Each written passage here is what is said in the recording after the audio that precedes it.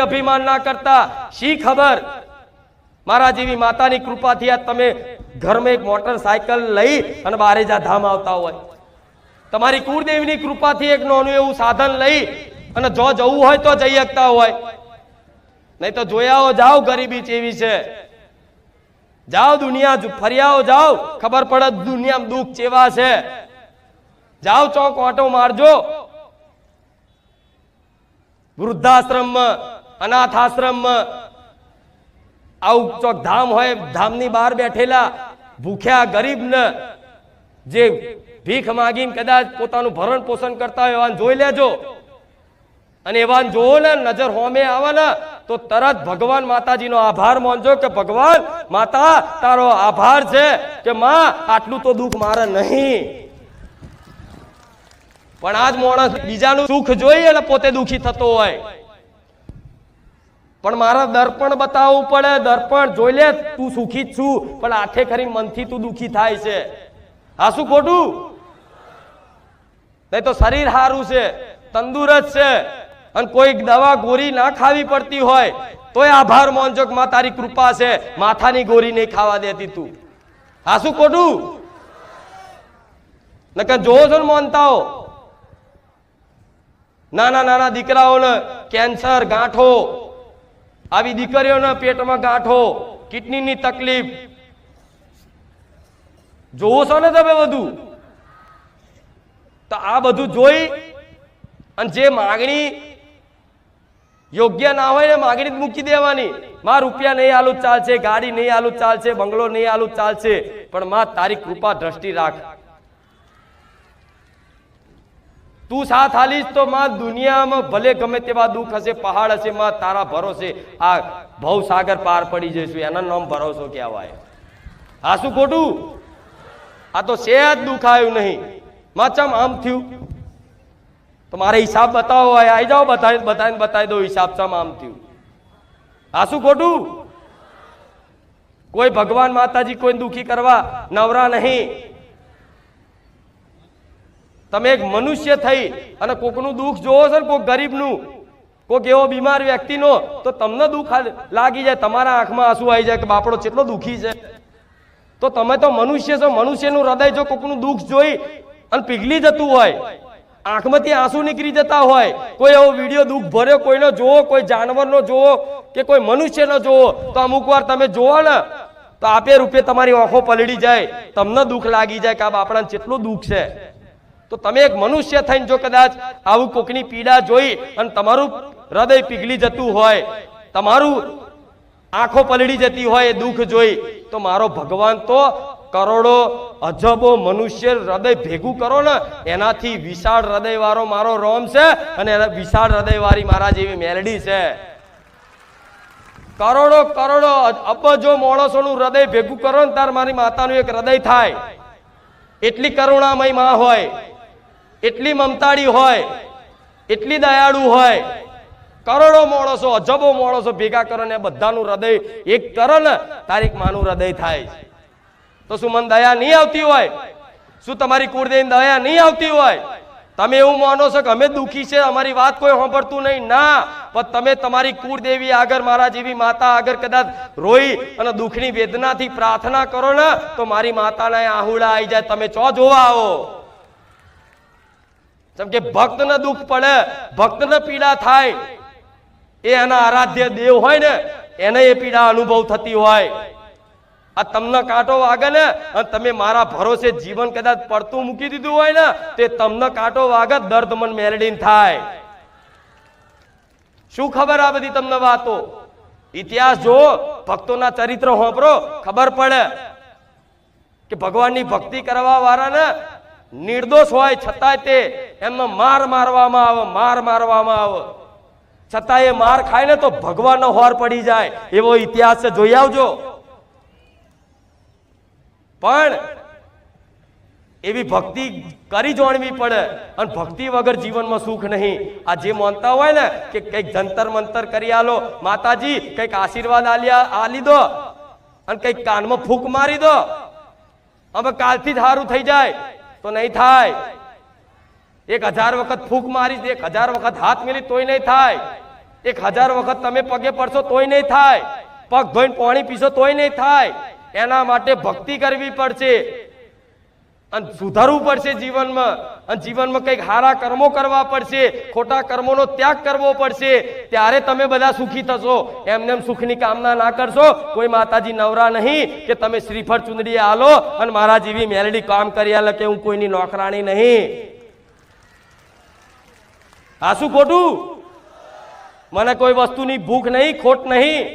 મારા શ્રીફળ ચુંદડીની ખોટ હોય તો તમારે જેવા ભક્તો જોડ શું લેવા લઉં? આખું શ્રીફળ ચુંદડીનું ગોડાઉન બંધ ના પહોંચી જાઉં? આ શું ખોટું? મને મીઠાઈની ભૂખ હોય, કોઈ પેંડાની કે કાજુ કતરીની કે ગમે ત્યાંની, તો તમારી જોડથી શું લેવા આશા રાખું? ડાયરેક્ટ મીઠાઈના કંદોઈના તો ના પહોંચી જાઉં? એના મગજમાં ના વસી જાઉં આખી દુકાનમાં માતા ના લે? આ શું ખોટું?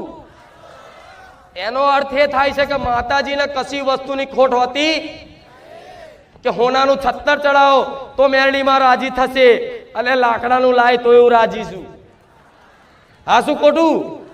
એ તો ભક્તો એમના ભાવથી કોઈ પણ ભેટ માતાજી ભગવાનને સમર્પિત કરે, એના શરણોમાં સમર્પિત કરે ને, તો માં હોય ને હંમેશા એનો આરાધ્ય દેવ જે હોય ને એ ભક્તોનું ભાવનું માન રાખી અને સ્વીકારી લેશે કે હાર લાય તું શું લાયો? કે માં હું તારી હાથર આ લાયો. તો ભલે એ વસ્તુમાં કોઈ મીઠાશ ના હોય, કોઈ મીઠાઈમાં કદાચ મીઠાશ ના હોય, છતાંય માના હારી લાગે. આ શું ખોટું? એનું ઉદાહરણ જોઈ લો રામાયણમાં.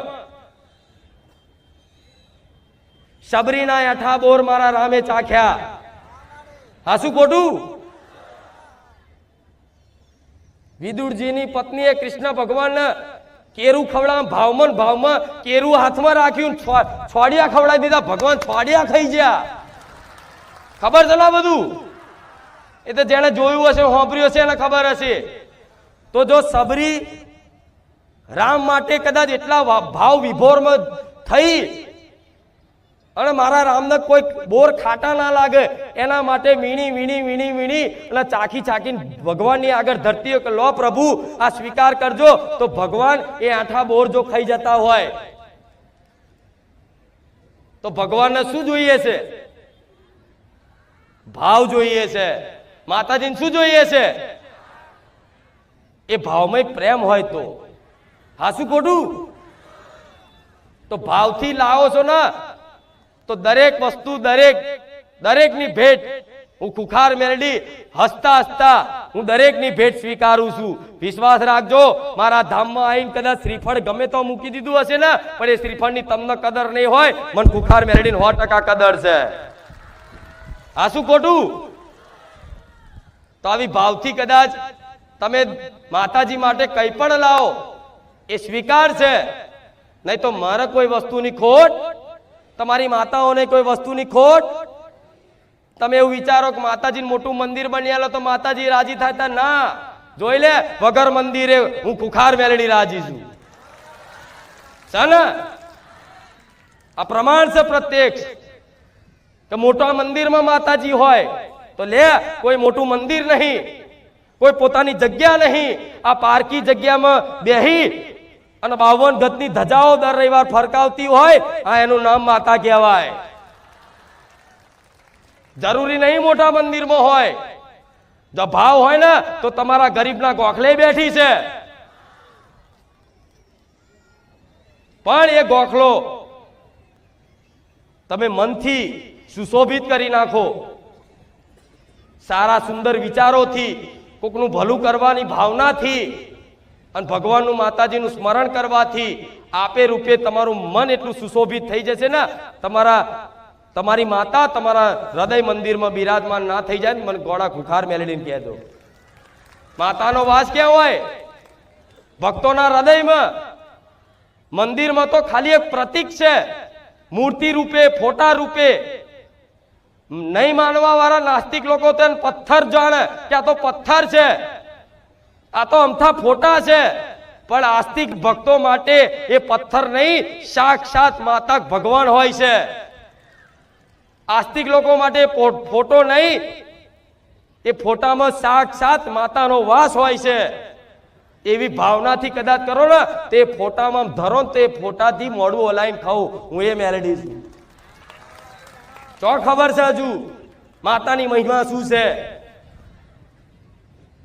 અને સુખી થવા આવ્યા છો તો ભલે હું તો 1000 વખત મારા ભગવાનને પ્રાર્થના કરીશ કે મારા ધામ આવેલા દરેક ભક્તોનું ભગવાન તમે ભલું કરજો, અને મારા ધામ નહીં આવતા ને એમનું ભલું કરજો.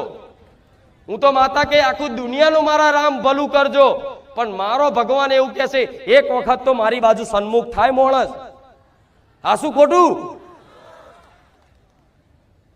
એક વખત તો સન્મુખ થાય તો માતાજી ભગવાન તમારા હામી જોવો, એ તો જોવો જ છે. માતા તો તમને ચાહત છે, પણ એના ભક્તો એને ભૂલી ગયા છે. બસ તકલીફ તમારી છે, માતાની નહીં. પહેલા માતાઓને જાગૃત કરવાની કર્યા હતા, પણ હું માતા કે માતા જાગૃત છે, તમે જાગૃત થઈ જાઓ. ભલે ઘરમાં નોના મઠમાં ગોખલામાં બેઠી, પણ એ ગોખલામાં એક દીવો કરો, ત્યાં ફૂલ હાર ચડાવો, ત્યાં મીઠાઈ ચડાવો, ત્યાં ભોણું ધરાવો. તમારી માં રાજી ખુશીથી એ તમારો એક એક કોર્યો ખાય છે. વિશ્વાસ રાખજો, ભલે દેખાતી નહીં.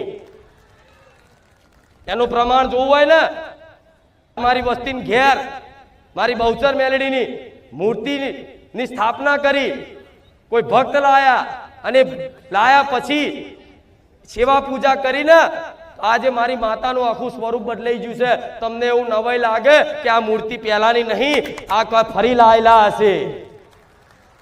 રોજ રૂપ બદલું, રોજ રૂપ બદલું, પણ મૂર્તિના મૂર્તિ તરીકે નહીં, માં તરીકે ચાહત. તો